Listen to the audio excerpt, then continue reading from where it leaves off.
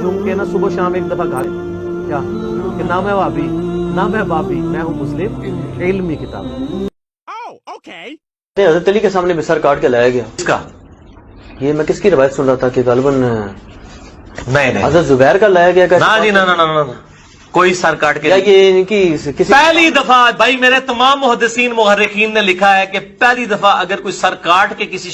مسلمان حکمران کے سامنے رکھا گیا ہے نا تو وہ معاویہ کے سامنے عمار کا سر ہے، اس سے پہلے کبھی سر نہیں رکھا گیا۔